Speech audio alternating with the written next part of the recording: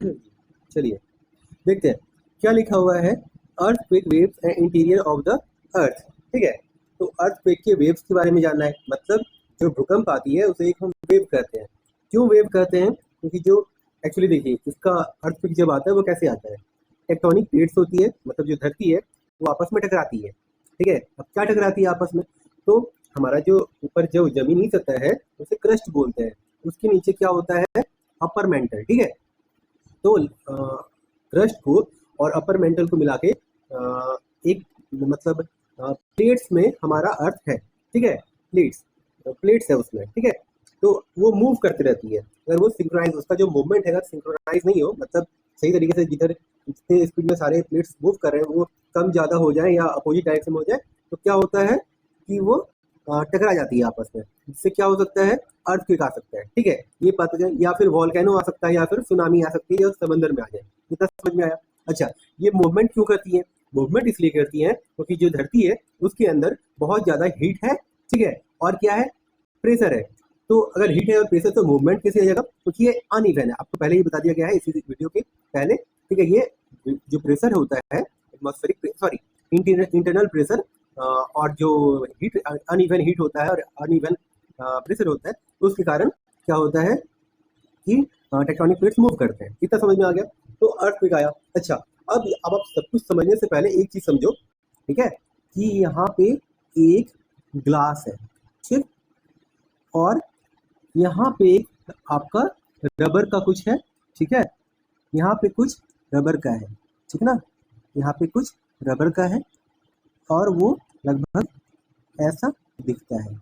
ठीक, रबर का ऐसा दिखता है। अब आप इसे फोर्स लगाओ। आप क्या करो, आप इसमें फोर्स लगा दो। ठीक है, आप इसमें एक हथौड़ा लो, आप एक हथौड़ा लो, ठीक है, एक हथौड़ा लो और इसमें जोर से मारो। ठीक है, तो हो सकता है रबर को कुछ ना हो, लेकिन ये ग्लास जो है ये टूट जाए। ठीक है, समझ में आया ना क्या हुआ? तो फोर्स ये क्यों हुआ, क्योंकि ये जो फोर्स गया ये यहाँ पे मोशन क्रिएट हुआ। तो क्या रबर का इस वाला जो हिस्सा है, रबर का जो ये वाला पार्ट वाला हिस्सा है, ये वाला पार्ट वाला हिस्सा है, क्या ये उठ के इधर आ गया और तब फोर्स लगाया? नहीं, जो फोर्स है वो पार्टिकल्स के थ्रू इस लास्ट एंड में अफेक्ट किया है ना। ठीक है, इतना समझ में आ गया? अब देखिए एक क्या होता है, इसका बेसिक जो पार्टिकल्स के ये में एक बेसिक रूल है कि जब फोर्स लगता है ना, तो इसके जो पार्टिकल्स है वो, मान लीजिए ये पार्टिकल है, फिर ये पार्टिकल है, माफ कीजिएगा अच्छा से बनाता हूँ। ठीक है, ये पार्टिकल है, ये पार्टिकल है, ये एक दूसरे में फोर्स लगाता है। जब आप इसको फोर्स दोगे तो ये इसको इधर फोर्स देगा, फिर वो इसको फोर्स देगा, फिर वो इसको फोर्स देगा। ठीक है, तो अब क्या होगा ना, ये टू एंड फ्रो मूव करता है, मतलब टू एंड फ्रो मतलब ऐसे आते जाते रहता है। ठीक है, ये इसको फोर्स दिया, फिर आपस में टकराया, फिर ये इधर आ गया। इससे जब तक फोर्स का इफेक्ट रहता है तो वो मूव करता है, इसी को कहते हैं वेव। ठीक है, अगर पानी में हुआ, अगर पानी में हुआ तो क्या होता है, आप एक पत्थर मारो। ठीक है, पत्थर मारने के बाद क्या होता है, पार्टिकल्स ऐसे ऐसे दिखते हैं। ठीक है, तो पानी में भी क्या होता है ना, पार्टिकल्स, ये नहीं कि पार्टिकल्स यहाँ से इधर आ गए, ऐसा नहीं होता है। वो पार्टिकल्स आपने क्लास 9 से पढ़ा होगा कि वो अपनी जगह पे परपेंडिकुलर ये करते हैं। ठीक है, ऊपर वाले पानी, ठीक है, परपेंडिकुलर ये करते हैं और फोर्स इधर लगाते हैं। इतना समझ में आ गया कि पार्टिकल्स ऊपर नीचे कर रहे हैं या तो हाँ। अब क्या होता है, वेव दो तरह के अभी हमें पढ़ने हैं। ठीक है, कौन कौन से, लॉन्गिट्यूडनल और ट्रांसवर्स। तो चलिए अब हमें जहाँ से पढ़ना था वो पढ़ते हैं। सबसे पहले हमें प्राइमरी वेव पढ़ना है, प्राइमरी वेव पढ़ना है, सेकेंडरी वेव पढ़ना है और सरफेस वेव पढ़ना है। ठीक है, इतना समझ में आ गया? चलिए, अब प्राइमरी वेव पढ़ने से पहले आप क्या समझ लो कि दो तरह की जो वेव हो, क्योंकि आपको यहाँ लॉन्गिट्यूडनल वेव के बारे में जानना है और आपको ट्रांसवर्स वेव के बारे में जानना है। चलिए, लॉन्गिट्यूडनल वेव को हम समझ लेते हैं थोड़ा सा, ठीक ना। ठीक,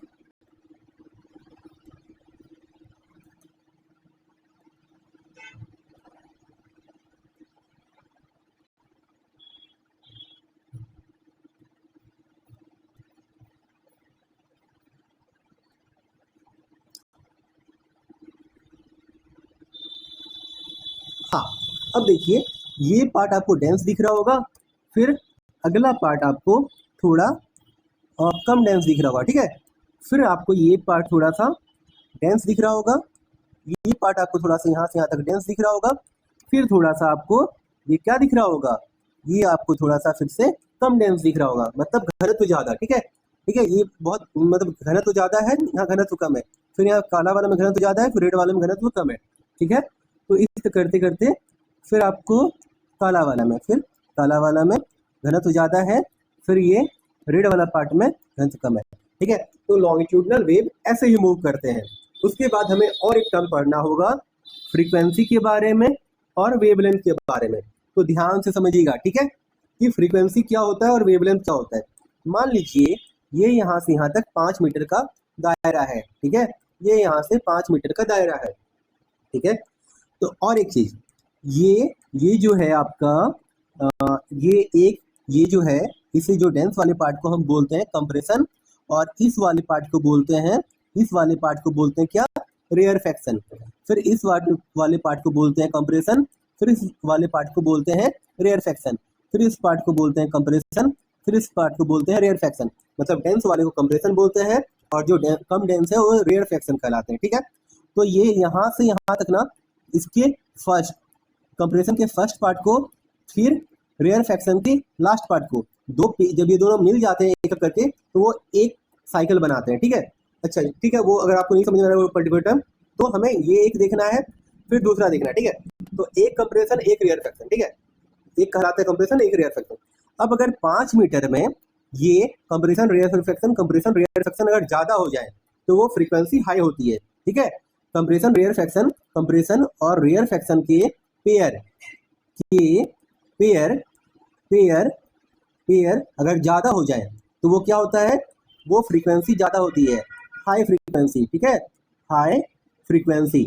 ठीक है, हाई फ्रीक्वेंसी। मैं पूरा लिख नहीं रहा हूँ क्योंकि मुश्किल हो रही है। ठीक है, फिर अगर कंप्रेशन और रेयरफैक्शन के पेयर कम होते हैं, ये ज़्यादा वाला है। ठीक है, ये ज़्यादा वाला है,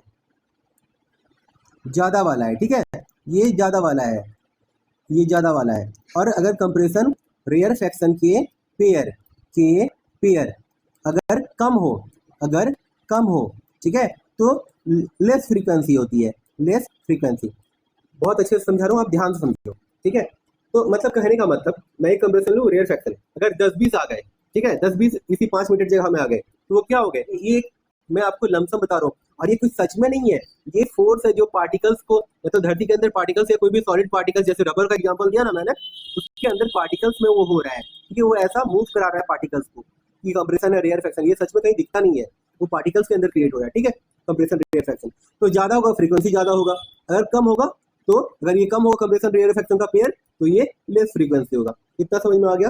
ठीक है, अब क्या है, अगर फ्रीक्वेंसी ज़्यादा होगा तो वेवलेंथ कम होगा, अगर हाई फ्रीक्वेंसी होगी तो वेवलेंथ कम होगी। आप बोलोगे ऐसा क्यों, ध्यान से सुनो। अगर आप बोल रहे हो कि फ्रीक्वेंसी हाई है, यहाँ पे हाई फ्रीक्वेंसी लिखा है, तो यहाँ शॉर्ट वेवलेंथ लिख दिया है। ठीक है, यहाँ पे शॉर्ट वेवलेंथ लिख दिया है, यहाँ पे शॉर्ट वेवलेंथ लिख दिया। आप बोलोगे ऐसा क्यों, तो देखिए ऐसा इसलिए कि मान लो कंप्रेशन रेयरफैक्शन अगर ज़्यादा हो जाएगा, ठीक है, तो ये जो वेवलेंथ है वो एक तरह का लेंथ है। लेंथ मतलब क्या, लेंथ मतलब ध्यान से समझो। ठीक है, लेंथ मतलब होता है, लेंथ मतलब जो वेवलेंथ है वो इस डिस्टेंस से इस डिस्टेंस वाले पार्ट को वेवलेंथ बोलते हैं।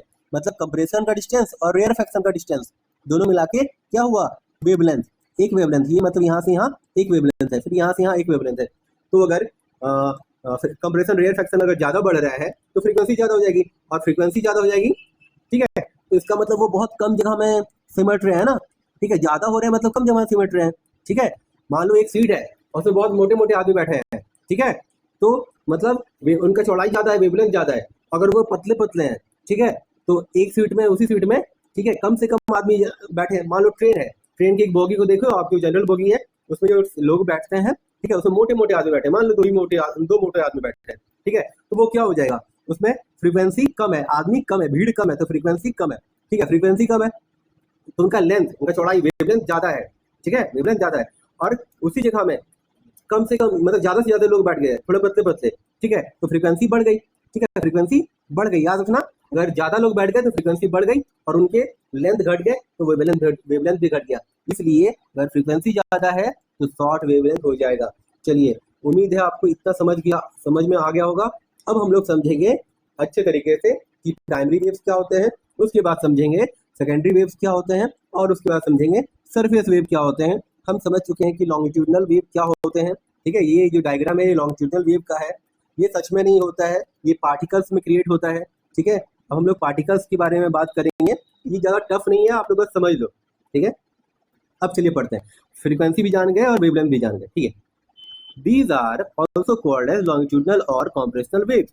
इन्हें क्या कहा जाता है, या तो लॉन्गिट्यूडनल कहा जाता है या तो कॉम्प्रेशनल कहा जाता है, ठीक है। चलिए इतना समझ में आ गया। अच्छा, कंप्रेशन क्यों कहा जाता है, क्योंकि इसमें कंप्रेशन वाला एक का नाम कंप्रेशन होता है, ठीक है। In this type of wave, इस तरह की वेव मोशन में, अच्छा in this type of wave motion, wave का जो मूवमेंट हो रहा है, ठीक है, इस तरह के वेव मोशन में पार्टिकल्स ऑफ द मीडियम, देखिए मीडियम मतलब जहाँ सॉलिड में मूव कर रहा है या फिर लिक्विड में मूव कर रहा है, जिसमें भी पार्टिकल्स ऑफ द मीडियम, जो भी मीडियम है, ठीक है, जैसे वहाँ पे रबर था ना, वो भी एक तरह सॉलिड होता है, तो particles of the medium vibrate, वो क्या करते हैं, वाइब्रेट करते हैं, मतलब थरथराते हैं या हिलते हैं, along the direction of propagation of wave। अगर वेव जो रबर है हमारा, ध्यान से समझिएगा, ये जो हमारा रबर कहाँ गया, हाँ ये जो हमारा रबर था ना, ये जो हमारा रबर था, तो हमने यहाँ फोर्स लगाया था, तो इसका पार्टिकल अपनी जगह पे वाइब्रेट कर रहा था, इसका पार्टिकल अपनी जगह पे वाइब्रेट कर रहा था, ठीक है, अपना ही जगह पे जो वाइब्रेट कर रहा था। तो ये धरती में भी ऐसे ही होता है जब अर्थक्वेक आती है, ठीक है। तो क्या आप बोलोगे सर एक ही तरह का, सॉरी आप बोलोगे ब्रदर या भाई सर ने, ठीक है, तो आप बोलोगे क्या एक ही तरह का ऐसा होता है, बोले नहीं, एक ट्रांसवर्स वेव भी आता है और एक सरफेस वेव भी आता है, उसके बारे में भी हम पढ़ेंगे, ठीक है। अब देखिए, particles of the medium vibrate along the direction of the propagation of wave. अगर वेव चल रही है तो उसके जो पार्टिकल्स हैं, अच्छा अलोंग मतलब, अलोंग का मतलब है कि हमने अगर वेव का फोर्स ऐसे लगाया, मतलब या वेव अपना फोर्स ऐसे लगाई, तो पार्टिकल्स भी ऐसे ऐसे मूव कर रहे हैं। कभी कभी क्या होता है, वेव ऐसे लग रहा है और पार्टिकल्स ऐसे ऐसे मूव करते हैं, ठीक, पार्टिकल्स ऊपर नीचे मूव करते हैं, जिसको परपेंडिकुलर बोले जाते हैं, ठीक। परपेंडिकुलर इसलिए बोला जाता है क्योंकि वो 90 डिग्री बनाते हैं, ठीक है। वेव इधर चल रहा है, wave of propagation of wave इधर हो रहा है, और ये पार्टिकल्स ऊपर नीचे कर रहे हैं, तो ये परपेंडिकुलर 90 डिग्री बन गया ना, उसको परपेंडिकुलर बोला जाता है, ठीक है। तो ये क्या हो रहा है, वाइब्रेट अलोंग द, अलोंग इसलिए वर्ड यूज किया है इसके लिए क्योंकि ये पैरेलल चल रहा है, ठीक है। चलिए, along the direction of propagation of wave, these are high frequency, और ये क्या होते हैं, हाई फ्रीक्वेंसी वाले, मतलब यहाँ पे ट्रेन में उसी सीट में लोग कितने ज़्यादा बैठे हैं, सॉरी कितने बैठे हैं, ज़्यादा बैठे हैं, कम नहीं, क्योंकि ये हाई फ्रीक्वेंसी है, ठीक है, ये हाई फ्रीक्वेंसी है, तो यहाँ लोग ज़्यादा बैठे हैं। चलिए, अब अगर ज़्यादा बैठे हैं तो शॉर्ट वेवलेंथ वाले होंगे, पतले हो गए, ठीक है, तो इसे क्या बोलते हैं, लॉन्गिट्यूडनल वेव, ठीक है। चलिए, these are high frequency short wavelength longitudinal wave. ये कौन है वेवलेंथ है, ये कौन से वेव्स हैं, लॉन्गिट्यूडनल वेव है, जिसमें की फ्रीक्वेंसी हाई होती है और शॉर्ट वेवलेंथ होती है। These wave travel not only through solid, अच्छा ये जो है, ये जो वेव है, ये सिर्फ सॉलिड में मूव नहीं कर सकते हैं, सॉलिड में प्रोपगेट नहीं कर सकते हैं, बल्कि solid part of the earth, but also through the liquid part of the core.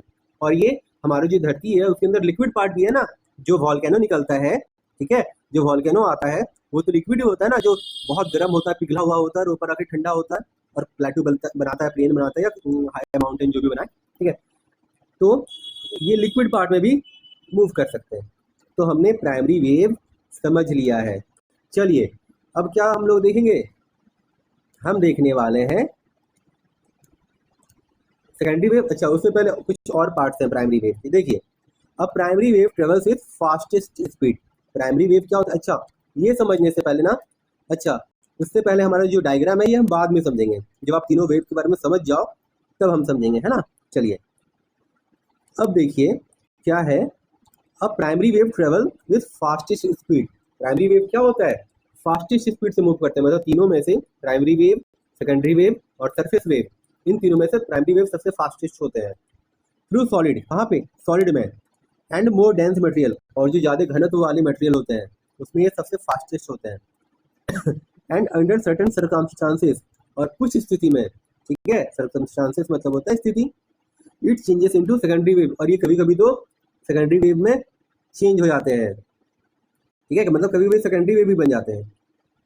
On refraction और वाइस वर्सा। अच्छा, अब आप पूछोगे ये रिफ्रैक्शन का मतलब वर्ड क्या होता है। अगर आपको फिजिक्स 9 की याद हो तो एक पार्टिकल है, ये आपका ग्लास स्लैब है, ठीक है, यहाँ से आपने लाइट दिया, यहाँ से आपने लाइट दिया, और ये पार्टिकल क्या हुई, किसी एयर है, तो ये क्या होगा, ये क्या हुआ आपका, ये आपका इसके थ्रू पार हो गया, क्रॉस कर गया, और एक था मिरर हमारा, उसमें लाइट आती थी इंसिडेंट लाइट, और ये इसी तरफ आती थी, लेकिन यहाँ पे ये क्रॉस कर जा रही है, तो ये है रिफ्रैक्शन, ये है रिफ्लेक्शन।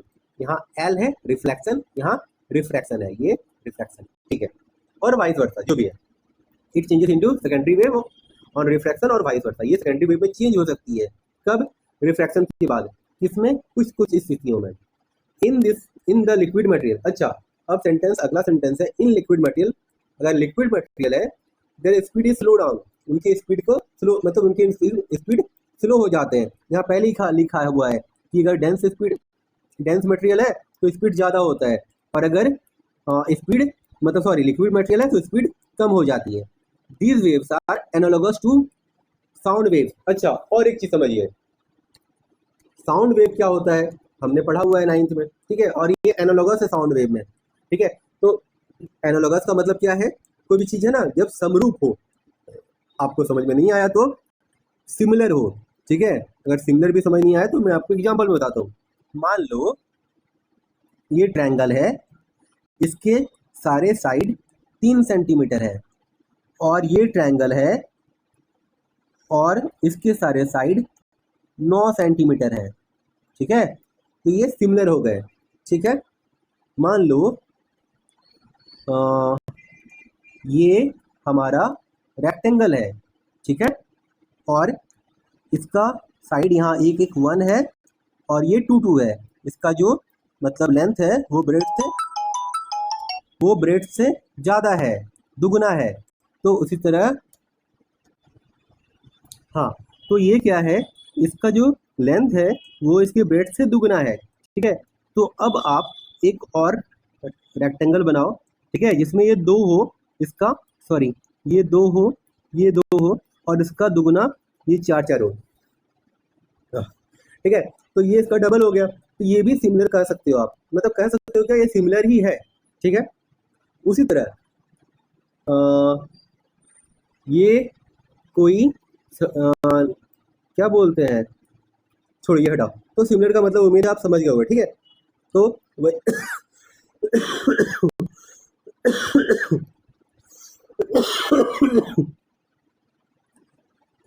ठीक है, तो these waves are analogous to sound wave. ये साउंड वेव जैसा ही होते हैं। क्यों कहा जा रहा है? क्योंकि उसमें भी कंप्रेशन और रेयरफैक्शन होता है, और इसके प्रॉपर्टी भी वैसे ही होते हैं जैसे साउंड वेव के हैं। Varying particles move to and fro in the line of propagation. अच्छा, इसका मतलब क्या है? इसका मतलब यही है कि जहाँ पे जो पार्टिकल्स हैं, कौन से पार्टिकल? वो जो सॉलिड के पार्टिकल है, जैसे आपको मैंने रबर में बताया था, ठीक है। उसके जो पार्टिकल है टू एंड फ्रो का मतलब क्या होता है? ऐसे मूव करना, ठीक है। इधर आया पहले, फिर इधर आया अपनी जगह पे, फिर इधर अपनी जगह पे वो मूव कर रहा है, टू एंड फ्रो, ठीक है। इसका मतलब है to and fro in the line of propagation. अब लाइन ऑफ प्रोपगेशन क्या है? मतलब जब फोर्स अपने डायरेक्शन में इस तरह मूव कर रही है तो वो उसी डायरेक्शन में पार्टिकल टू एंड फ्रो आगे पीछे मूव कर रहा है, इन the line of propagation of the रे, ठीक है। अब हम समझेंगे कि सेकेंडरी वेव क्या होता है, लेकिन वो अगले वीडियो के पार्ट में। चलिए।